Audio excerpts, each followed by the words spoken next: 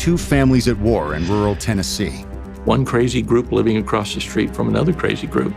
At the most basic level, they antagonized the daylights out of one another. Yeah, come on, you piece of shit. Come on back over here again. After years of conflict, their heated rivalry finally explodes into violence. This was coming to a head. Something very bad was going to happen. And investigators must determine whether it was an act of self-defense or a deadly ambush. There was more to this case than just neighborhood feud goes bad. Piece of shit.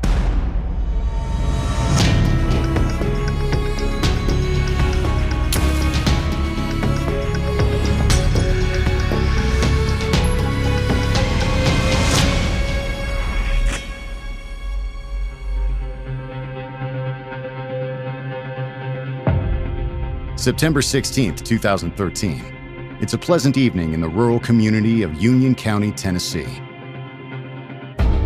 But around 10 p.m., the sheriff's office receives an emergency call about possible gunshots near Highway 370. Highway 370, for the most part, it's a two-lane highway. There are neighbors around, but it's not a subdivision. When police arrive, they see a man lying in a ditch on the side of the road, and it appears he's been shot several times. They tried to administer aid to the victim, but it was way too late. He had lost so much blood. Deputies immediately recognized the victim as local resident Michael Woodby, a 45-year-old father and former repairman. Michael Woodby and his wife, Teresa, were sort of part of the community. People knew them. Michael Andrew Woodby was born on November 6, 1967. Michael was born in Middlesboro, Kentucky, raised in Tennessee, Campbell County, and Scott County. When he became an adult, he moved to Detroit, Michigan. And there he got a job working on commercial kitchen equipment. He went to all the restaurants and fixed all their equipment. While living in Michigan, Michael started a family and had 2 kids. But the relationship didn't last. And in 1996, Michael met 31-year-old Teresa Molka. She also had 2 children from a previous relationship, and Michael's fun-loving personality quickly won her over. He was a jokester.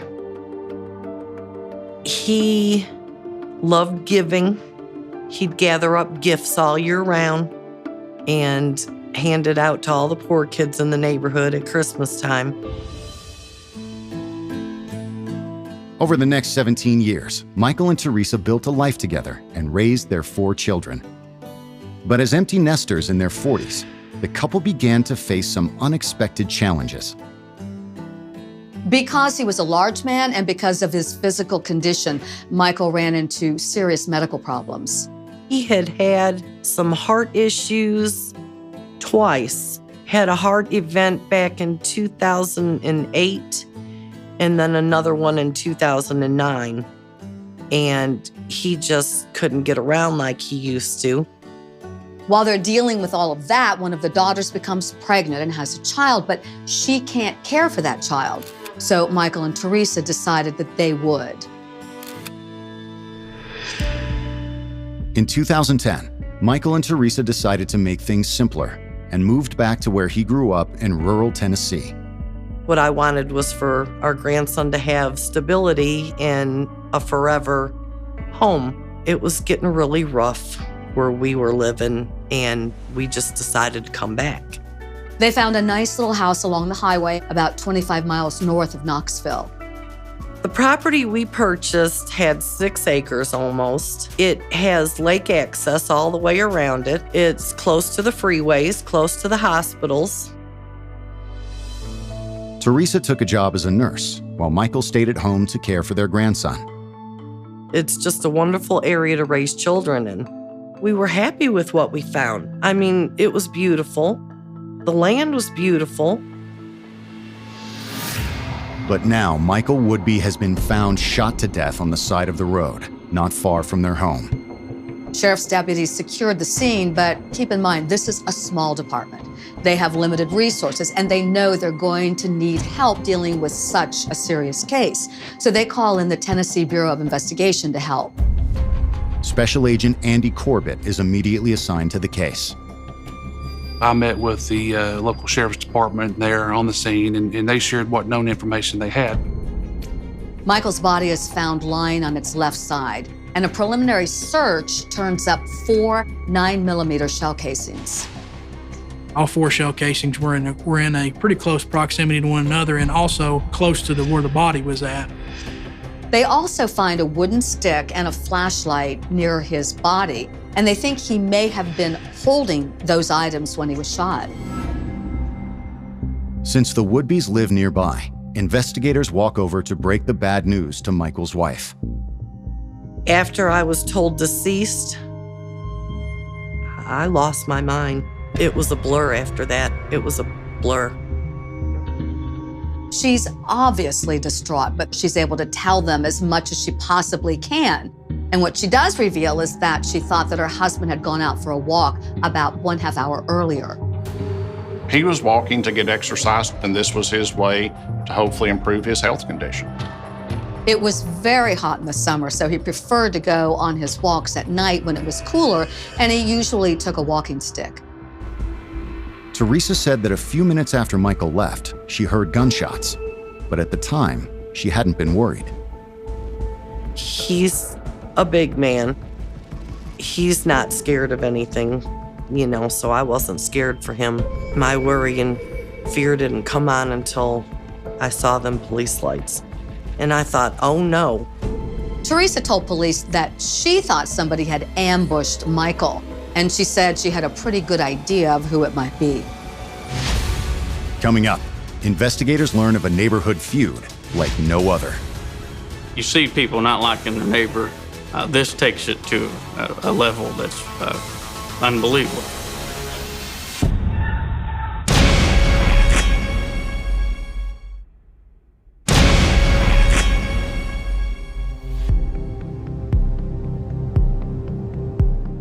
Detectives in Union County, Tennessee, are investigating the shooting death of 45-year-old Michael Woodby. But his wife, Teresa, believes she already knows who did it. She tells police she's fairly certain it's a member of the Wagner family. Now, the Wagner family are neighbors, and the two families have had a long-running feud for a few years. I'm going to get off it. I'm telling you right now. They were, half an acre over. You could see the house, but you're not like right in a suburb area where you're right next to each other. Teresa tells police that when she and Michael first arrived, everything seemed fine. We had gotten along with the Wagners when we had moved in. They were the first ones to come over and welcome us into the neighborhood. The problems began when the Woodbys discovered their new neighbors were operating a gun range on their property. The Wagners would allow people to test fire weapons and also recreationally fired weapons at that gun range. Keep in mind, this was a rural area of Union County, and there was nothing per se illegal about firing weapons on your own property. We're not talking about gunfire now and then. We're talking about constant gunfire. The Woodbys had moved to this very neighborhood so that they could raise their grandson. They went to the Wagners, asked for them to tone it down, and they claimed that the Wagners would not listen. That's what they did every time I stepped out the door. I heard the gunshots myself. But it wasn't until March of 2011, about 8 months after they moved in, when their feud really started. Mr. Woodby had suffered from a heart condition and had come home from the doctor and was trying to rest. The near constant gunfire was bad enough, but according to the Woodbys, the Wagoners started actually using explosives on top of it. The Wagners were constantly shooting and blowing up explosives that caused him problems, that it was keeping him up. Teresa tells investigators it got so bad that Michael finally had to confront Kevin Wagoner. Michael had went over there and asked them to stop. And their response was, get the out of here. Mr. Wagner said basically he'll do what he wants on his own property. He came home. He was very upset. He couldn't understand how people could be that way.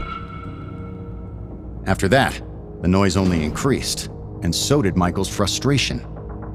He continued to grow upset because every time they were asked to stop, they would step up that game and do something worse. Kevin had stationary surveillance cameras pointed at the Woodby's house, recording constantly. And he also had handheld video recorders every time the Woodby stepped outside. They were under surveillance. Everything from doing yard work to out playing in the front yard with their grandchild. We were not sure why he was videotaping our grandson. We had asked for it to stop numerous times. And the more we had asked for it to stop, the stronger it continued. I had never dealt with anything like that before, so I just thought they were crazy. Teresa says Kevin wasn't the only one videotaping them. He involved his wife and children, too. Either Kevin Wagner himself or his daughter or his son or his wife was filming them constantly. Colton, the son, went armed. Kevin Wagner went armed. They patrolled the streets. It was a constant tense situation. Soon the Woodby's simple noise complaint had escalated out of control. This feud between the Woodbys and the Wagners was really unlike any other feud that I have seen. This small disagreement and then boom, we're at war. According to Teresa, the Wagners would point guns at them, use binoculars to spy on them, and make serious threats. Teresa says they called the sheriff's office many times, but nothing ever changed. You know, feuds between neighbors have been going on since the beginning of time, really. And it runs law enforcement ragged. Law enforcement simply we do not have the ability to make people get along. This goes on for a full year. So finally, in March of 2012, the Woodbys tried to get an order of protection against the Wagners, but they were denied. To prove that the Wagoners had been obsessively recording and harassing them without provocation, the Woodbys ultimately decided to fight fire with fire. Michael decides that he's going to start videotaping the actions of the Wagners so he can build a case. So he has some evidence, and hopefully that would be enough to make the Wagners stop. I don't know how they do this 24/7. I don't either. They got more. I'm tired of holding this camera 10 minutes into it. I mean, come on. We got more time than we got brains. Obviously. But no one realized how far the Wagoners were willing to go to win the war. Coming up, a neighborhood feud takes a dangerous turn. He was videotaping our grandson and carrying a gun at the same time.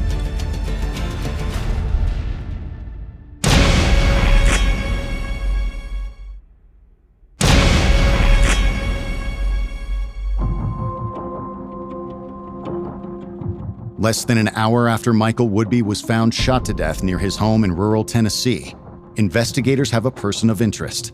In fact, they have several. There was a long-standing feud between these two families, and Michael's wife, Teresa, was convinced that it was someone in the Wagner family that did the shooting. Teresa tells detectives that the bad blood between the families had been going on for more than a year, when in 2012, the Wagoners suddenly escalated the conflict. Reportedly, they started calling law enforcement and making up allegations against the Woodbys, and also apparently tried to get his disability taken away from him. Hi there, my name is Kevin Wagner. I have information about Michael Woodby. If he's disabled, then I'm Mickey Mouse. And I have proof, anything you need. According to Teresa, Kevin Wagner even called child services and made false allegations about the way they were treating their grandson. The final straw came when Teresa says they caught Kevin Wagoner's 21-year-old son Colton in the bushes, videotaping their 4-year-old grandson. That is what incensed them the most, is that an innocent child out in the yard playing would be videotaped. It was dangerous. They would videotape my grandson getting on his preschool bus with a gun in their hand, to the point where the bus driver wouldn't even come to the house to pick my grandson up anymore. She was terrified for the other children. On May 30th, 2013, just 4 months before the shooting, the Woodbys once again tried to get an order of protection. But just like their previous attempts, their request was denied. I have never been videotaped by a neighbor every day of my life, 24/7, whether I came out at nighttime or in the morning. Neighbors don't do that to one another. According to what Teresa has told police, it seems that the Wagners' campaign of harassment was taken to the next level, leading Kevin to eventually shoot Michael. I had thought that they ambushed him in the dark on his way back from his walk. But Teresa's account of the feud isn't proof of murder. So Special Agent Corbett heads up the hill to interview the Wagoners, where sheriff's deputies have already taken 42-year-old Kevin into custody. According to police, Kevin comes out of his house and he's holding his Glock 9mm handgun. So they take the gun away from him and they hold him. Kevin Wagner was placed in the back of a patrol car. He was not combative, and he was cooperative. He agreed to speak with me.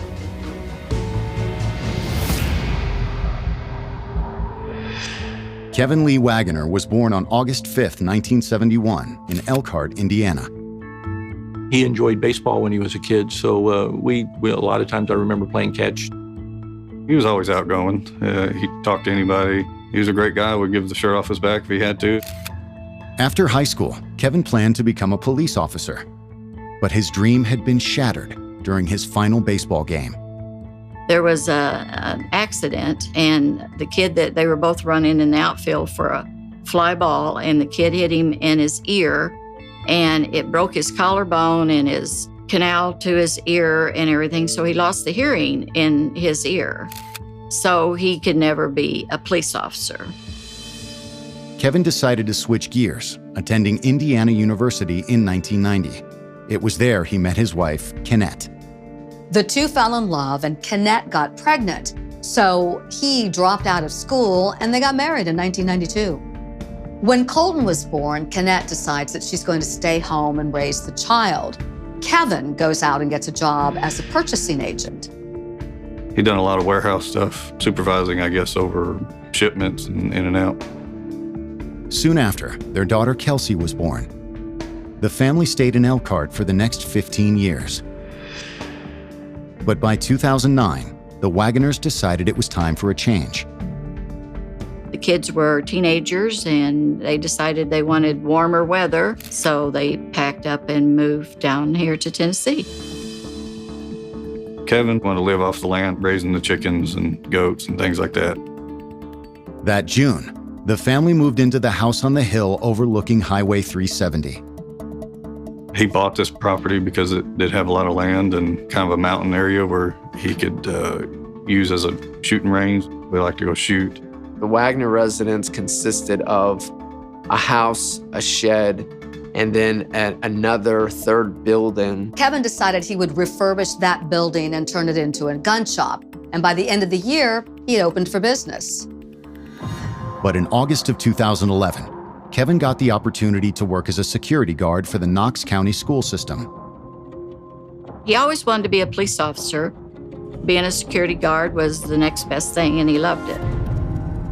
But Kevin's dreams have been put on hold, as he is now the main suspect in his neighbor's murder. Coming up, Kevin Wagoner tells detectives his side of the story. Mr. Woodby told him he was going to spread his son's brains all over Highway 370.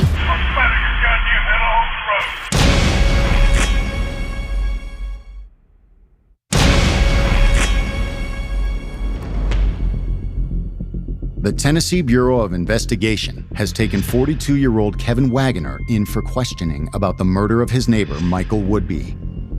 But Kevin's version of events turns out to be very different from what they've heard so far.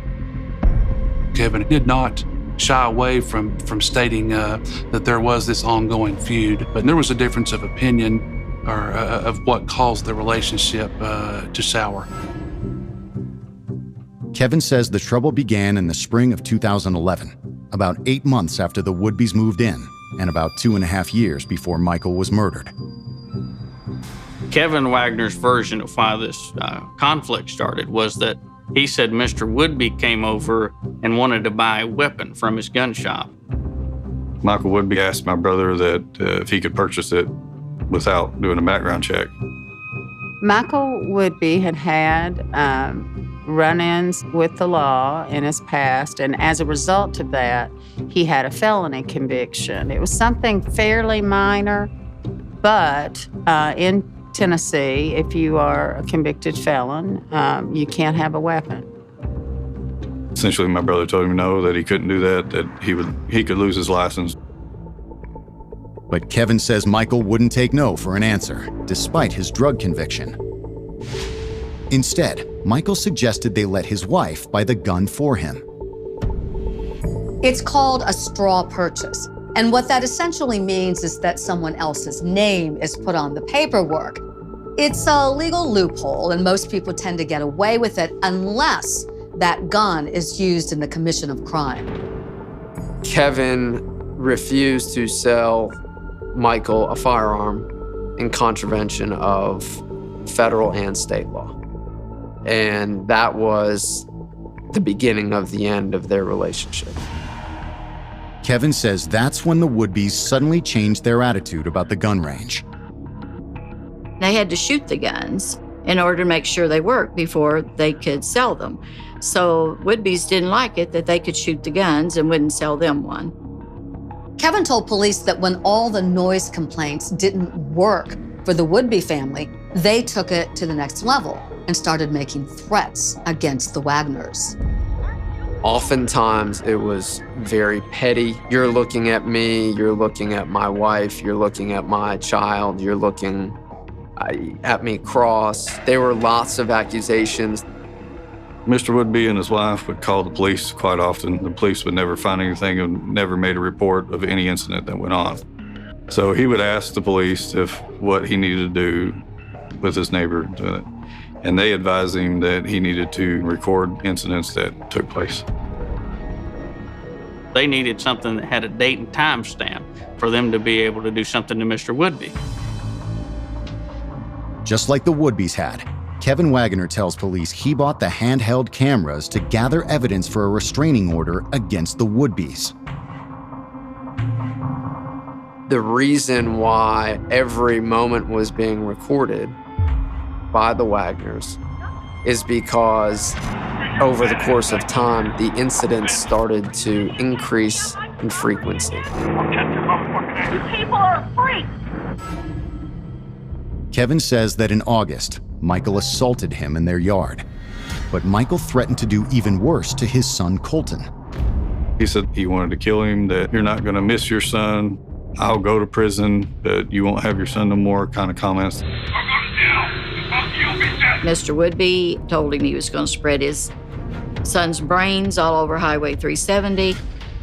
Kevin says that when the court refused to grant a restraining order, he decided to go public. In early September of 2013, we had a package arrive in the newsroom, and it was a DVD. So we pop it in to watch it, and it's footage of this Union County neighborhood, and it captured a screaming match between Kevin Wagner and Michael Woodby. Also in that package was a letter and a stack of documents from Kevin Wagner where he lays out his case that Michael Woodby is dangerous, violent, is out to get them, and law enforcement wouldn't do anything. And it was essentially a plea to the media to get involved. But the strategy seemed to backfire, leading to a direct confrontation on the night of the shooting. Wagner stated that he was out for a night walking with his son. They were going to go down the street and check on an empty house that they had told the lady that lived there that they would do periodically, make sure nobody was breaking into it. Kevin and Colton claimed that when they got there, they found Michael Woodby outside acting strangely. According to Kevin, Michael was drunk and attacked them without warning. Kevin Wagner stated that Michael Woodby was coming at him with this stick, attempting to strike them. He was screaming at Woodby to get back. He wasn't sure what was going on, but Woodby was coming after his son again. In fear for his son's life, he shot Michael Woodby and killed him in self-defense. Kevin said he was the one who made the call to 911, and that's how the sheriff's department found out about the shooting. When investigators speak to Colton, he tells a similar story. Colton Wagner stated that Michael Woodby struck him with a large stick, specifically on the shoulder and the head. But will the evidence support their claims of self-defense? Coming up, investigators discover there's still more to the story. You could look at it as it was all part of this sort of diabolical plan.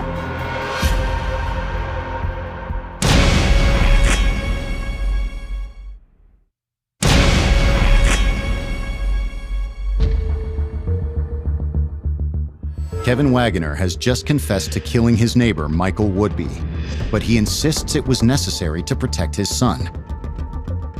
He said Michael Woodby was coming at them, swinging this stick, and at that time he opened fire. But something doesn't sit right with investigators. I found there to be some inconsistencies in their stories.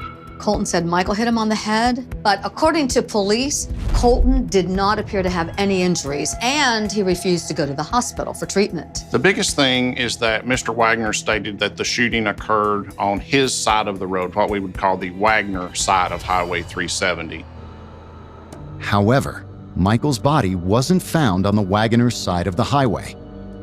All of Mr. Woodby's belongings, including that stick, are in the ditch on Mr. Woodby's side of the road. If police are to believe Kevin's story, Michael would have had to make his way across the road with the stick in his hand, with a flashlight in his hand, after being shot 4 times and collapse in a ditch. And what belies that, first, is that there's no blood in the road. And that was something they searched extensively for. And the shell casings that were found were over 25 feet away on the other side of the road on Mr. Woodby's side. Detectives confront Kevin about the discrepancies in his story, but he refuses to budge. So less than 24 hours after the murder, they decide to charge him with criminal homicide, and his son is charged with facilitation. He couldn't believe that we were actually charging him for this, that he felt that it was, that it was a self-defense type issue. I was shocked, to say the least. I mean, that's not Kevin. Kevin has been around guns all of his life.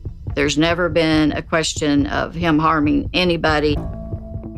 Armed with a search warrant, investigators descend on the Wagner home, seizing boxes of video recordings, weapons, and computers. There's 100 to 200 hours of video recording that we recovered. Then there was about 180 hours of audio recording. It soon becomes clear that Kevin Wagner wasn't just collecting evidence against his neighbors. He was obsessed with them. I've never seen anything like it. You know, you deal with people with surveillance cameras around their home. Never seen anything like this. At first glance, the contents of the videotapes appear to support Kevin's claims. Some of the recordings from the Wagners would capture Michael Woodby at his worst. He would say things toward them, hateful things. Come on, piece of shit. Yeah, come on, you piece of shit. Come on back over here again. But it contained no lead up to the actions of Mr. Woodby. We thought that was odd. It contained only excerpts of the most egregious acts of Mr. Woodby. And it would lead one to think that Mr. Woodby was, oh my gosh, he's a horrible neighbor. But after reviewing all of the footage, investigators believe Michael had been goaded into those outbursts. You could tell that he wasn't just out there just yelling for no reason. It was always about something that the Wagners had done prior to those cameras coming out. They would taunt him to the point where he would come out yelling. And the minute he would start yelling, they would turn that camera on to make it look like he was just coming after them for no reason at all. Tony, right now. I'll fucking kill your ass. I don't give a shit. Yeah. Son of a bitch has got a gun out here again. I do. Big deal. Yeah, it's illegal, motherfucker. Yes, it is. Go in. Yes, it is. See that motherfucker with the gun right there? Mr. Wagner chose to walk back and forth in front of their residence. It was simply to antagonize the Woodbys. They even find a recording where Michael tried to end the conflict. Why? Can't we be good neighbors? Why can't we be good to one another? Why do we gotta continue this? I'm asking. I'm begging. For your family and mine. On at least 2 occasions that we know about, he asked them to end the conflict. Please, stop. And they declined both times. The most damning evidence is a recording that suggests Kevin had been planning to kill Michael. It was one of the few recordings he didn't send to the media. I don't grasp how it is that you can be so oblivious to your true surroundings and how close you are to dying. This is 100% within his control now, not to die from me. And he's choosing to come straight at it. The audio snippet of where he actually talked about killing Michael Woodby in that wasn't included in the packet. And there were all kinds of different things like that. What he didn't send was more telling than what he did send. The results of Michael's autopsy confirms detectives' suspicions. The shooting was not an act of self-defense. The evidence showed that there was 4 shots or 4 rounds that were fired to Michael Woodby. On May 1st, 2014, almost 8 months after the shooting, Kevin Wagner is indicted by a grand jury for second-degree murder. His son Colton is also indicted as a co-conspirator. What the prosecution did at that point was then to separate the 2 cases, and Kevin Wagner was set for trial first. At that point, they thought they had a relatively strong case, but of course we know there's never a promise of conviction. If you have a prosecutor that tells you they know how a trial is going to end up, I don't think they're being candid with you. You never know what a jury is going to do. Coming up, Kevin's trial takes an unexpected turn. I think the prosecution was just as shocked as everybody else.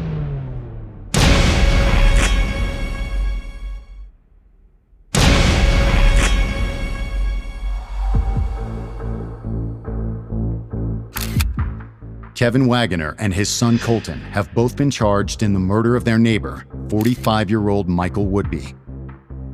And on August 25th, 2015, 2 years after the fatal shooting, Kevin is the first to stand trial. My thoughts and prayers were that they would be convicted. All the meanwhile praying, God forgive me for feeling that way about somebody. Prosecutors describe Kevin as a man so obsessed with his war against Michael that he was willing to do anything to win it.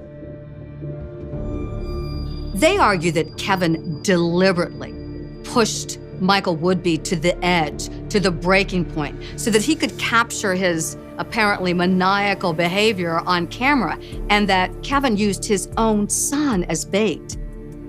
Sending those DVDs to the media set up his claim of self-defense. We believe that that was a planning packet for him to lay the groundwork when the opportunity presented itself that he could murder his neighbor. And 3 days after Kevin sent those DVDs to the media, an opportunity presented itself. Mr. Woodby was walking on Highway 370, as he often did, with a walking stick in one hand and a flashlight in the other. When Michael Woodby saw Kevin and Colton, both sides do what they do, and that is they start yelling at each other. Based on the forensic evidence, prosecutors believe Michael was turning to walk away when Kevin pulled the trigger 4 times. It appeared that the last 2 shots fired at him happened after he fell to the ground. We think that this was an opportunistic killing. But the defense sees things differently. The series of events that led to Michael Woodby being shot that evening, what brought the 3 of them together in the dead of night in the middle of that road, there is no doubt in my mind that Michael Woodby struck Colton Wagner with that stick. Kevin took the stand to testify in his own defense, and he described for the jury the harassment and threats that led up to that fateful night, and especially the attack on his son. Kevin tells the jury he felt he had no choice. After deliberating for 2 days, the jury reports that they are hopelessly deadlocked. Unfortunately, it declared a mistrial. They were not able to come to a conclusion. Obviously, we were happy that it turned out hung jury. We kind of wanted a acquittal, but it didn't happen. As the state prepares for the second trial, they make a surprising decision. They drop the charges against Colton, citing lack of evidence, and subpoena him as a witness instead. Essentially, they were going to not only retry Kevin Wagner, but they were going to use his son against him. On August 2nd, 2016, the second trial begins. We were better prepared, I believe, and had a lot better grasp of all of the recordings during the second trial. When you're talking about over 300 hours of recordings, that's an enormous undertaking. Colton took the stand, trying desperately to defend his father. But the prosecution was able to take his testimony and poke holes in a lot of it. The prosecution was able to show through Colton and the videos how Colton himself was being used by his father as part of this vendetta or obsession with the Woodbys. This time, the prosecution is also armed with new video evidence, proving this wasn't the first time Kevin had clashed with a neighbor. He testified on the under cross-examination that he had had incidents in Indiana, and he had recorded people in Indiana. And that was something that very much hurt his credibility.